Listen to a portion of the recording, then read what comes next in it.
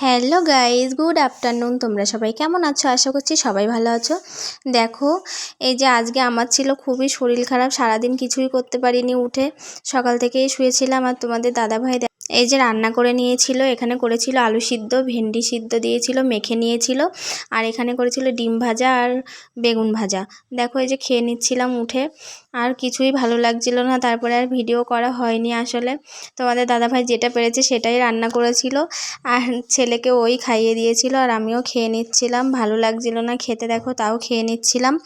আর এই সারাদিন আর তারপরে ভিডিও করিনি। এই দেখো পরের দিন সকালবেলায় এই যে জামা কাপড় তুলেছি, একটু ভালো লাগছে। এখন জামা কাপড় সব বের করেছি, সব কেচে দেব।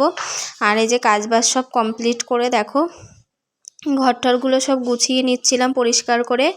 আর তোমাদের দাদাভাইও বেরিয়ে গেছে কাজে। আর আমি দেখো এই যে মাছ নিয়ে নিয়েছিলাম, কালকে যেহেতু আমার ডিউটি আছে তাই জন্য দেখো এই যে 3 রকমের মাছ নিয়েছিলাম। আজকে আমুদি মাছ আর চিকেন করবো, আর এই মাছগুলো কালকে করব। ভালো থেকো সবাই।